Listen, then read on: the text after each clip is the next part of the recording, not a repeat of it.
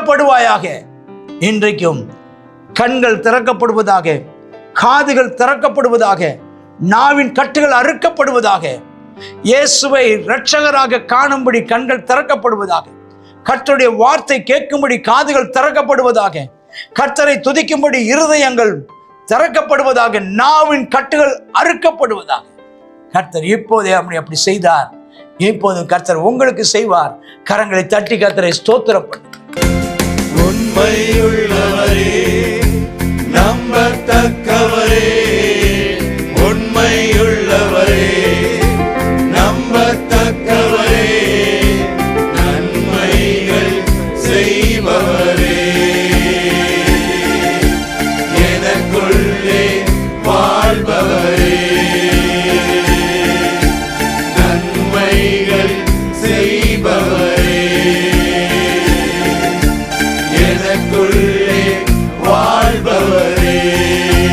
கரங்களை வைத்து உம்மை ஆராதிப்பேன், உம்மை ஆராதிப்பேன், உம்மை ஆராதிப்பேன், என் ஆயுள் முடியும் வரை உம்மை ஆராதிப்பேன், உம்மை ஆராதிப்பேன், உம்மை ஆராதிப்பேன், என் ஆயுள் முடியும் வரை.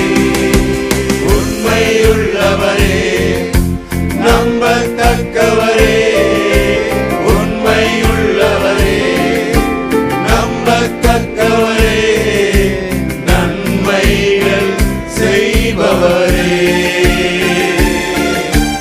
எனக்குள்ளே வாழ்பவரே,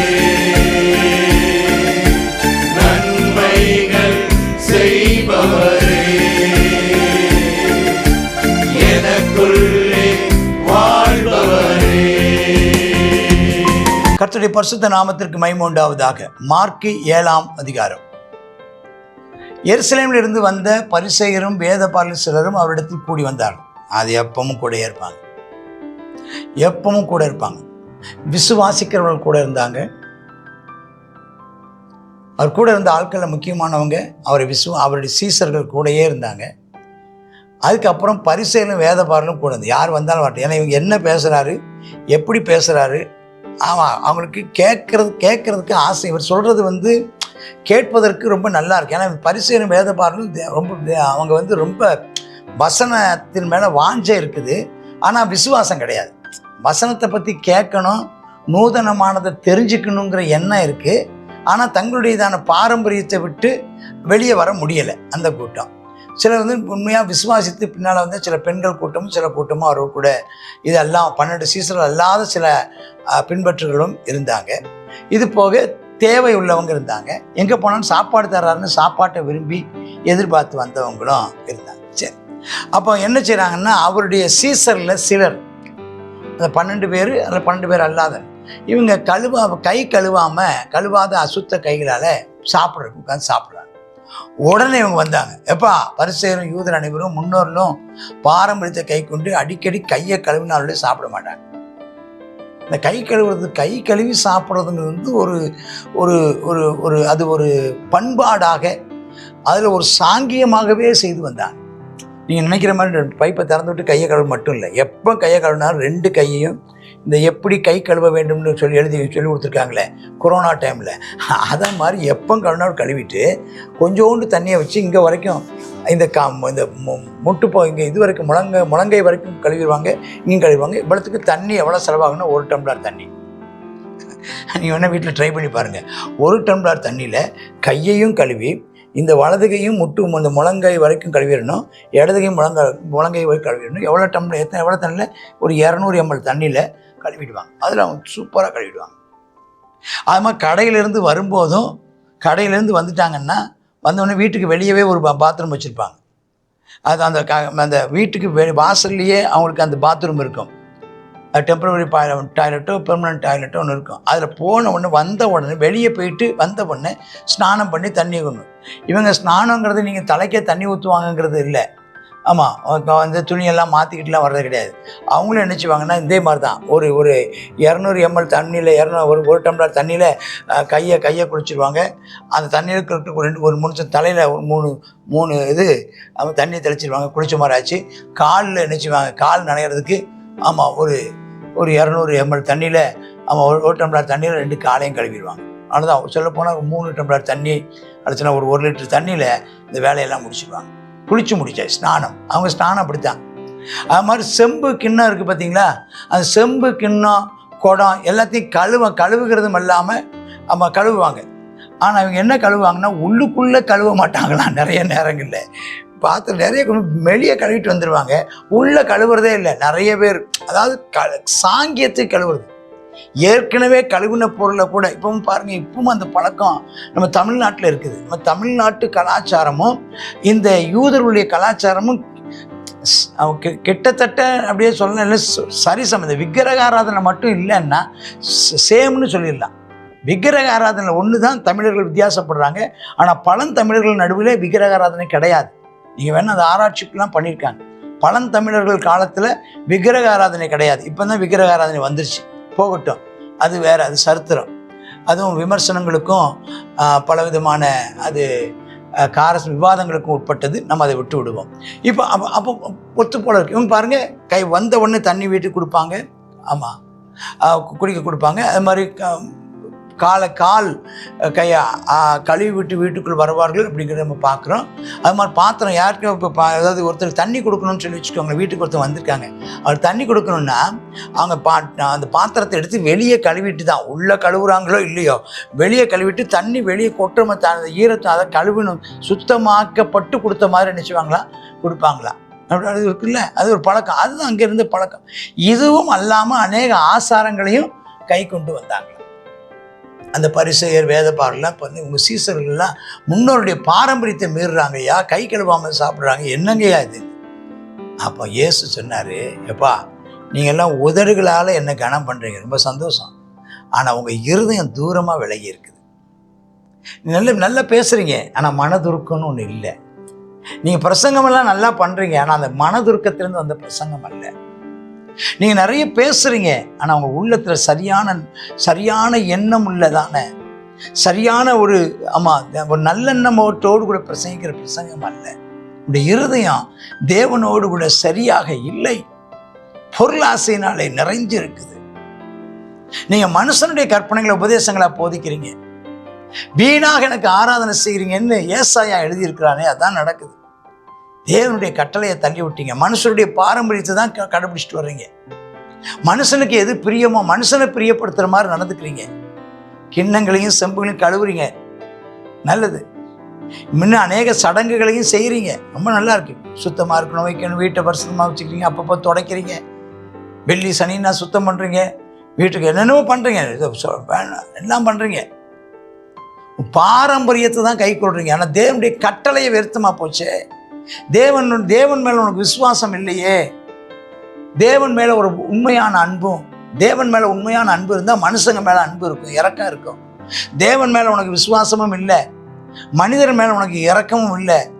நீ எல்லாருக்கும் முன்பதாக, தேவனுக்கும் முன்பதாக, மனுஷனுக்கும் முன்பதாக நீதியாகவும் வாழலை. வேஸ்ட்டு, நடிப்பான வாழ்க்கை, மாய்மான வாழ்க்கை சொல்லிட்டு நீ சொல்கிறீங்க தாயும் தகப்பனையும் கனம் பண்ணுன்னு சொல்கிறீங்க. ஆமாம், ஆனால் மோசே சொல்கிறார் கனம் பண்ணாட்டா கல்லெறிந்து கொல்ல கடவன். ஆனால் நீங்கள் என்ன சொல்கிறீங்க, ஒரு காணிக்கையாக ஒரே திறமையாக ஒரு ஒன் டைம் கிஃப்டாக ஒரு நேரம் கொற்பான்னு ஒரு காணிக்கையை கொடுத்து, இந்த கொற்பான்ற வார்த்தை இங்கே சொல்லப்பட்டிருப்பாருங்க, அது கொற்பான்னு காணிக்கையாக கொடுக்குறேன்னு சொல்லிட்டா அதுக்கப்புறம் அப்பா அம்மாவை பார்க்க வேண்டியதில்லை. அந்த கொற்பான்கிற காணிக்கை அப்பா அம்மாவுக்கு கொடுக்கறது இல்லை, அந்த கொற்பான்கிற காணிக்கை ஆசாரியன் கையில் ஆலயத்துக்கு சபைக்கே கொற்பான்ற காணிக்கையை கொடுத்துட்டு எங்கள் அப்பா அம்மாவுடைய கடமை நான் தீர்த்து விட்டேன்னு போயிடுறது. அப்புறம் அப்பா அம்மாவுக்கு கஞ்சி கூட ஊற்றுறதில்லை. ஆனால் இந்த பேரை சொல்லி அப்பா அம்மாவை கவனிக்காதவன் எத்தனை பேர் இருப்பான். கொற்பான் காணிக்கை கொடுத்துட்டு அப்பா அம்மாவை கவனிக்காமல் போனால் பாவம் இல்லையா? இப்படியெல்லாம் செய்கிறீங்களே, நீங்கள் போதித்த பாரம்பரியத்தினால வேத வசனத்தை அவமாக்குறீங்களே, இதை மாதிரி நிறைய என்று சொல்லுகிறார். சொல்லிட்டு ஜனங்கள் எல்லாரும் மற்றவங்க எல்லாம் பக்கமாக வரவழைச்சிங்க, எல்லாரும் என்கிட்ட வாங்க, நான் உங்களுக்கு ஒன்று சொல்கிறேன்னு சொல்லிட்டு இவங்க செய்கிறாங்க பாருங்க, தீட்டு கையை காலையும் வெளியே போயிட்டு வந்தால் கையையும் காலையும் கழுவணுங்கிறது. கழுவாட்டா தீட்டு, கை கழுவாட்டமாக சாப்பிட்டா ஆமாம் அது தீட்டு. அப்புறம் இந்த வைரஸு பாக்டீரியாலாம் சொல்ல மாட்டாங்க, அது சுத்தம். அது வந்து இந்த சுகாதார காரணங்களை சொல்ல மாட்டாங்க. அது வேற பல பேய்ச்சனத்துக்கிற காரணங்களும் மத சடங்கு சம்பந்தமாக அதை சொல்லிடுவாங்க. அது மத சடங்காக சொல்லிட்டாங்க. இலையை சாப்பிட்றதுக்கு முன்னால் தண்ணி தெளிக்கிறது அது ஒரு சுகாதார கடமையாக சொல்லப்படாமல் அதை ஒரு சடங்காச்சாரமாக மத சடங்காக சொல்லிட்டாங்க. சொல்றாரு, கேட்குற காது இருந்தால் கேளுங்க. எது தீட்டுப்படுத்தின உள்ளத்திலிருந்து வர்றது தான் தீட்டுப்படுத்துமே தவிர வெளியே இல்லை. காதுல கேட்கிறவன் சொல்லி அனுப்பிட்டேன். எல்லாம் அனுப்பி விட்டதுக்கப்புறம் கேட்குறாங்க, இவங்க என்ன கேட்குறாங்க, ஐயா என்னய்யா நீங்கள் என்னவோ உள்ளே போகிறது ஒன்று தீட்டுப்படுத்தாது, வெளியே வர்றது தான் தீட்டுப்படுத்த என்ன? அப்போ திட்டுறாரு, உணர்வு இல்லாதவங்களா? ஆமாம், ஸ்தோத்திரம். மனுஷன் உள்ளே போகிறது ஒன்றும் தீட்டுப்படுத்தாதப்பா, வயிற்றுக்குள்ளே போனவனா ஆமாம் போஜன வாய் வழியாக போனால் பிறகு ஆசன வாய் வழியாக வெளியே வந்துருப்பா. ஏன்னா ஒன்றும் இல்லை. ஆனால் தீட்டுப்படுத்துகிற விஷயம் என்னன்னு கேட்டிங்கன்னா, பொல்லாத சிந்தனை, விபச்சாரம், வேசித்தனம், கொலைபாதகம், களவு, பொருளாசை, துஷ்டத்தனம், கபடு, காம விகாரம், வன்கண்ணு, தூசணம், பெருமை, மதிகேடு. இந்த 18 விஷயம், இந்த 18 விஷயம்தான். இதெல்லாம் உள்ளத்துக்குள்ளேருந்து வந்து மனுஷனை தீட்டுப்படுத்தும்பா அப்படின்னு சொல்கிறார். அப்போ அவங்க அப்போ அது சடங்குகள் முக்கியம் அல்ல. இந்த உன்னை தீட்டுப்படுத்துகிற இந்த 18 விஷயத்திலிருந்து விடுதலை பெறுவது தான் முக்கியம். அதுதான் உண்மையான ஆமென் ஸ்தோத்திரம் சுத்தம். அதான் உண்மையான பரிசுத்தம். அதை யார்தான் தர? அது மனுஷனால் முடியாதது, பாரம்பரியத்தினால் மாற்ற முடியாதது, மனித கற்பனைகளாலும் சட்டங்களாலும் மாற்றப்பட முடியாது. அது ஆமென் அவனை உண்டாக்கின உலக சக்திகளுக்கெல்லாம் மேற்பட்ட சக்தியான இயேசு கிறிஸ்துவால் மட்டுமே அது முடியும். சரி, அதுக்கப்புறம் அவர் அந்த இடத்த விட்டு புறப்பட்டு தீரு சீதோன் வடக்க, அதாவது வடமேற்கு பகுதியில் இருந்ததான 2 பட்டணங்களுக்கு போகிறாரு. அங்கே போயும் மறைஞ்சிருக்கணும், போய் ரெஸ்ட் எடுக்கணும்னு போகிறார். மறைந்திருக்க முடியலை. அங்கே போனால் ஒரு பெண்மணி அந்த ஊரில் உள்ள இயேசுவை பற்றி அறியாத, இயேசுவை கேள்விப்பட்ட, அதாவது யூதர் அல்லாத இயேசுவை கேள்விப்பட்டு ஒரு சகோதரி வாரா. அவங்க வந்து அம்மா விழுந்து, அது ஒரு சிரோபோனிக்கியா ஸ்திரீ தேசத்தார். யார்? இந்த ஏசபேல் ஊர்காரி. அவங்க வந்து அவள் தன் மகளை பிடித்த பிசாசை துரத்தி விடணும்னு கேட்குறேன். இயேசு அமைதியாக, முந்தி பிள்ளைகள் திருப்தி அடையட்டுமா, அதுக்கப்புறம் பிள்ளைகள் அப்போ நாய்க்குட்டிக்கு எடுத்து போட நல்லது இல்லைப்பா, நான் இஸ்ரவேல் ஜனங்களுக்காகத்தான் வந்திருக்கிறேன், அவங்களுக்கு தான் உதவி செய்வேன்னு சொல்லிட்டார். சும்மா அந்த அம்மாவுடையதான பதில் உரை எப்படி இருக்குன்னு பார்க்கறதுக்காக அந்த அம்மாவை இப்படி சொல்லிட்டார். பொதுவாக யூதர்கள் மற்றவர்களை நாயின்னு சொல்லுவாங்க. அங்கே இது எந்த வார்த்தையில் அவர் சொன்னாருன்னு எனக்கு தெரியலை, நான் அப்படியே பைபிள் வச்சிருக்கேன். அதாவது அவளை வந்து ரொம்ப இன்னும் இந்த வார்த்தைன்னு சொன்னால் என்னன்னா, இடரலடையக்கூடிய வார்த்தை, ஒரு கோபப்படக்கூடிய வார்த்தை. அவரை வந்து ஆமாம் ஜாதி பார்த்துட்டீரோ அப்படின்னு குற்றஞ்சாட்டப்படக்கூடிய ஒரு வார்த்தை.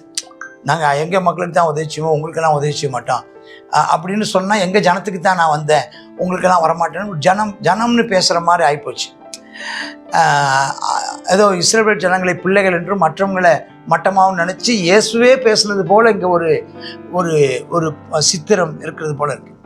ஆனால் அந்த அம்மாவுடையதான அந்த பிரதி உத்தரத்தை அவர் எவ்வளோ பெருமையாக பாராட்டுறாரு.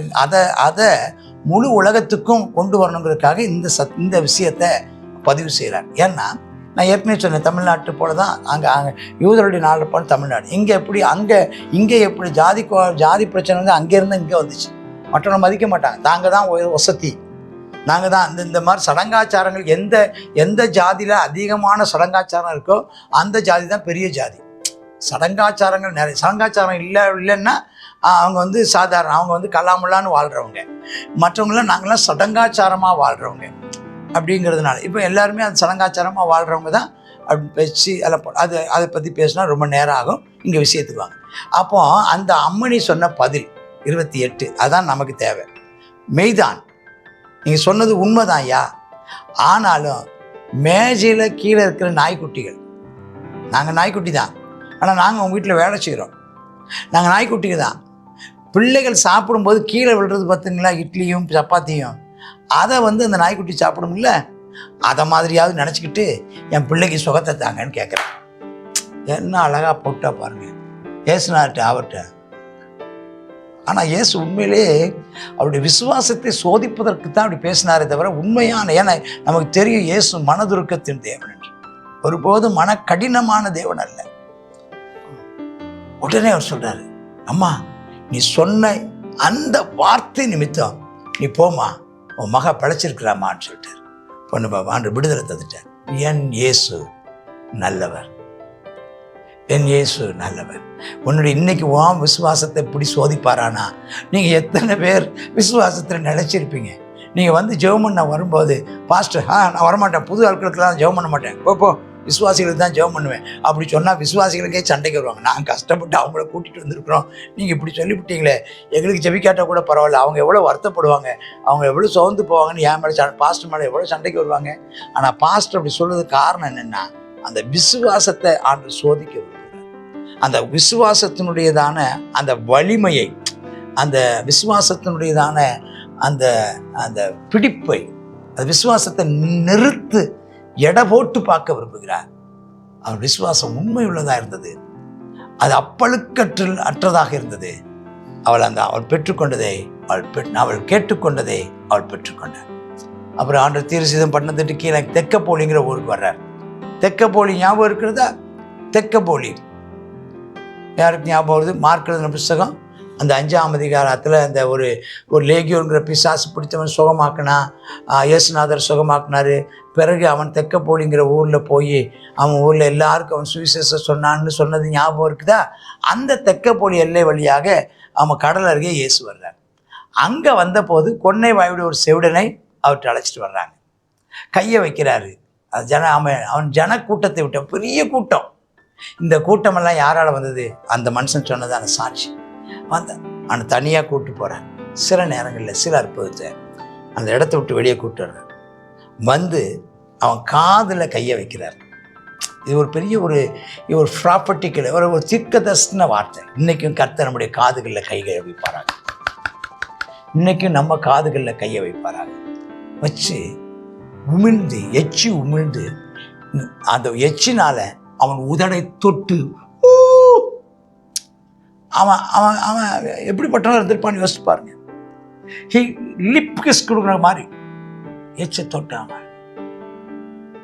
சொல்லிட்டு அண்ணாந்து பார்த்து நான் பெருமூச்சு விட்டு, ஆண்டவரே இந்த மக்கள் கண்டும் காணாதவர்களாக, கேட்கக்கூடாதபடி செவி மந்தமாக, பார்க்கக்கூடாதபடி கண்கள் குருடாக்கப்பட்டவர்களாக, பேசக்கூடாதபடி ஊமையாக்கப்பட்டவர்களாக பிசாசு ஆக்கி வச்சிருக்கிறானே. மூச்சு விட்டு அண்ணாந்து பார்க்கிறாரா. சொல்லிட்டு ஒரு வார்த்தை சொல்றாரு, எப்பத்தா அப்படிங்கிறார். திறக்கப்படுவாயாக. இன்றைக்கும் கண்கள் திறக்கப்படுவதாக, காதுகள் திறக்கப்படுவதாக, நாவின் கட்டுகள் அறுக்கப்படுவதாக, இயேசுவை இரட்சகராக காணும்படி கண்கள் திறக்கப்படுவதாக, கர்த்தருடைய வார்த்தை கேட்கும்படி காதுகள் திறக்கப்படுவதாக, கர்த்தரை துதிக்கும்படி இருதயங்கள் திறக்கப்படுவதாக, நாவின் கட்டுகள் அறுக்கப்படுவதாக. கர்த்தர் இப்போதே அப்படி செய்தார். இப்போதும் கர்த்தர் உங்களுக்கு செய்வார். கரங்களை தட்டி கர்த்தரை ஸ்தோத்திரம் பண்ணு. அது நடந்த உடனே அவன் பிரசித்தம் பண்ணினான். அப்ப சொன்னாங்களாம், செவிடர்கள் கேட்க பண்ணுகிறார். ஆம், இன்னைக்கும் அநேகருடைய காதுகளை கர்த்தர் திறக்கிறார். ஊமையர்களை பேச பண்ணுகிறார். ஆம், இன்றைக்கும் கர்த்தர் அநேக ஊமையாக, வீட்டுக்குள்ளே ஊமையாக, வேலை பார்க்குற இடத்துல ஊமையாக, அவன் ஒன்றும் பேச முடியாத ஊமைகளாக இருக்கிற உங்களுடைய வாய்களை கர்த்தர் திறந்து தங்களுக்காக பேசக்கூடுகிற அளவுக்கு வாய் திறக்கவும், ஜெபிப்பதற்கு வாய் திறக்கவும், துதிப்பதற்கு வாய் திறக்கவும், பாடுவதற்கு வாய் திறக்கவும் பண்ணுகிறார் என்று சொல்லி எல்லாரும் அவரை மகிமைப்படுத்தினார்களாம்.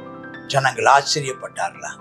இன்னைக்கும் உனக்கும் ஒரு அற்புதத்தை செய்து உன்னை சுற்றி இருக்கிறவர்கள் உன்னை பார்த்து ஆச்சரியப்படும் அளவிற்கு கர்த்தர் உன்னை உயர்த்தி வைப்பாராக. ஆமேன், ஆமேன். God bless you.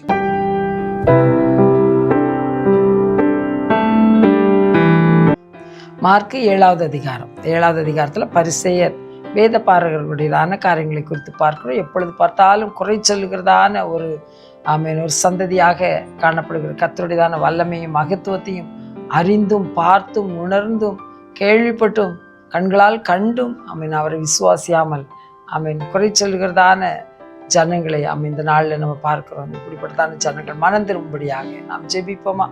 கர்த்தாவே ஸ்தோத்திரம் இயேசப்பா, இரக்கமும் கிருபையும் இருந்தான் எங்கள் நல்ல பிதாவே, சர்வ வல்லமையுள்ள தேவனே, இந்த வேலைக்காய் உமக்கு நன்றி செலுத்துகிறோம். கர்த்தாவே இந்த ஜனங்கள் அமேனப்பா ஸ்தோத்திரப்பா, கண்ணிருந்தும் காணாதவர்களாக, காதிருந்தும் கேட்காதவர்களாக, கர்த்தாவே அமேனப்பா உணர்ந்து அப்பா குணப்படாத ஜனங்களாக இருக்கிறாங்களேப்பா. எப்போ பார்த்தாலும் குறை சொல்லுகிறவர்களும் அமேனப்பா கர்த்தாவே அப்பா புரணி பேசுகிறமான ஜனங்கள் அப்பா, இப்படிப்பட்டதான ஜனங்களை நீ ரட்சிக்க வேண்டுமா ஜெபிக்கிறோம் அப்பா. உமக்கு நன்றி செலுத்துகிறோம் கர்த்தாவே. முன்னோரின் பாரம்பரியங்களை பின்பற்றுகிற ஜனங்களா இருக்கிறாங்கப்பா. அநேக ஆச்சாரங்களை கர்த்தாவே அப்பா அனுசரிக்கிறவர்களா இருக்கிறாங்கப்பா. கர்த்தாவே மனுஷனுடைய கற்பனைகளை கர்த்தாவே ஆமேனப்பா உபதேசங்களாக போதிக்கிற ஜனங்கள் அப்பா. இப்படிப்பட்ட ஜனங்களை கர்த்தாவே நீர் உணர்த்தியறள வேண்டுமா ஜெபிக்கிறோம். அப்படிப்பட்ட சூழ்நிலையில் இருக்கிற ஜனங்களை விடுதலையாக்க வேண்டுமா ஜெபிக்கிறோம் கர்த்தாவே. ஸ்தோத்திர இயேசுப்பா, முடிதான கட்டளைகளை வியத்தமாக்குகிற ஜனங்களா இருக்கிறாங்கப்பா. கர்த்தாவே ஸ்தோத்திரம்ப்பா. தகப்பனையும் தாயையும் கனம் பண்ண வேண்டிய விஷயத்துல குறைவுபட்டு போயிருக்கிறாங்கப்பா. அப்பா ஸ்தோத்திரம், கனம் பண்ண கிருபைதாரும் ஆண்டவரே. அப்பா ஸ்தோத்திரம் ஆண்டவரே. ஆமேனப்பா இந்த நாட்டிலும் ஆமேனப்பா அந்த உள்ளத்திலிருந்து அப்பா வெளியில புறப்பட்டு வருகிறவர்கள் தான் ஆமேனப்பா மனுஷனை தீட்டுப்படுத்தும் என்று சொல்லி பார்க்கிறோமே கர்த்தாவே. இந்த பொல்லாத சிந்தனைகள், பொருளாசை, ஆமேனப்பா கபடு, ஆமேனப்பா துஷ்டத்தனம், களவு, ஆமேனப்பா இப்படிப்பட்டதானே பொல்லாதவைகள் அப்பா மனுஷனுடைய இருதயத்தை அப்பா தீட்டுப்படுத்துகிறதே அப்பா. தேவனே இப்படிப்பட்டதான காரியங்களுக்கு எங்களை நீர் விலக்கி பாதுகாத்து கொள்ள வேண்டுமா ஜெபிக்கிறோம் கர்த்தாவே. ஸ்தோத்திர இயேசப்பா, ஹல்லேலூயா.